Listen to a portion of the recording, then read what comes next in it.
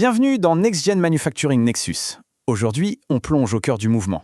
Qu'est-ce qui permet aux machines les plus complexes, des éoliennes géantes aux voitures électriques, de fonctionner avec une fluidité presque magique?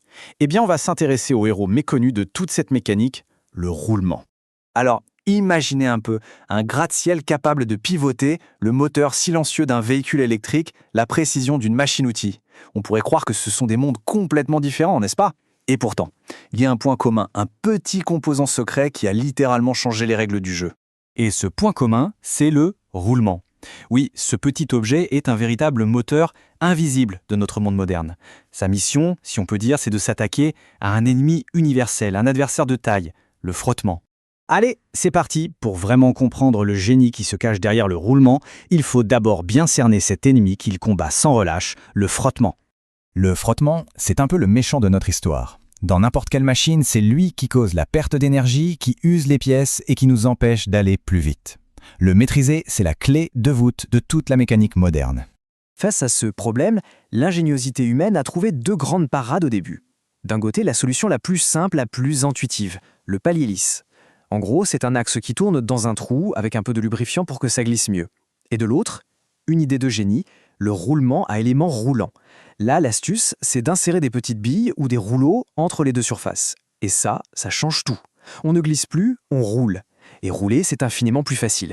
Et cette idée, elle ne date pas d'hier. On en trouve des ébauches chez Léonard de Vinci, rien que ça, vers 1500.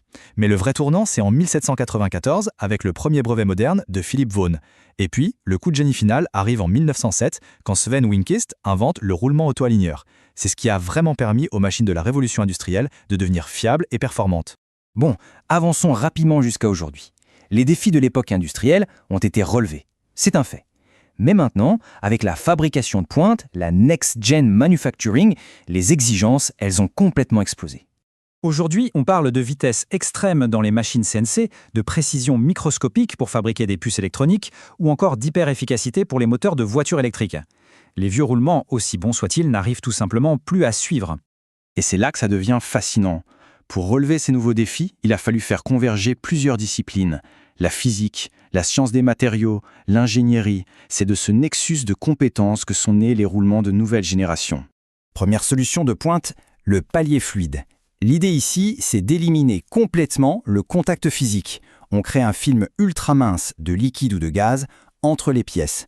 L'axe se met littéralement à flotter, porté par la pression de ce fluide. Les avantages sont juste dingues. Pas de contact, donc pas d'usure, ou presque. Ça veut dire une durée de vie quasi infinie.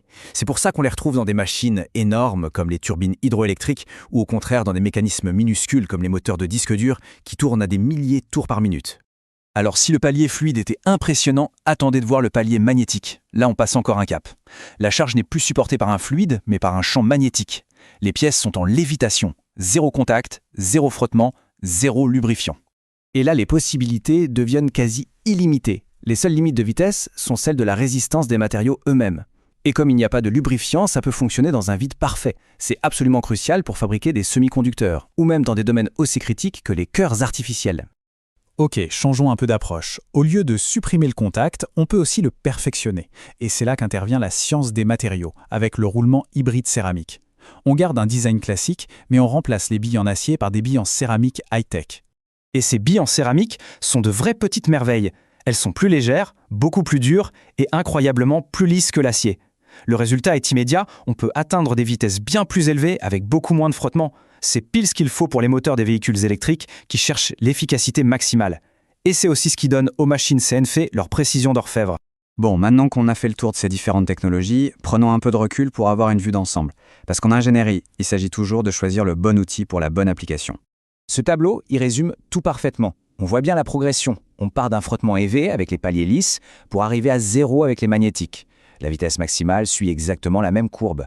Évidemment, en contrepartie, la complexité et le coût augmentent aussi. Chaque solution est un compromis, une optimisation pour un besoin bien précis. J'aime beaucoup cette citation. Elle dit tout. Les roulements sont un baromètre du progrès technologique. En fait, le niveau de sophistication de nos roulements nous dit exactement où on en est de notre capacité à construire des machines plus rapides, plus précises et plus performantes. Alors si on se projette un peu, la tendance est limpide. La quête du mouvement parfait, du mouvement sans frottement, continue de plus belle. Des moteurs de la révolution industrielle aux artisans silencieux de notre ère numérique, les roulements ont toujours été là, à la pointe de l'innovation. On a quasiment vaincu le frottement. Alors la vraie question c'est, quelle sera la prochaine force à dompter ? La réponse, quelle qu'elle soit, définira les machines de demain.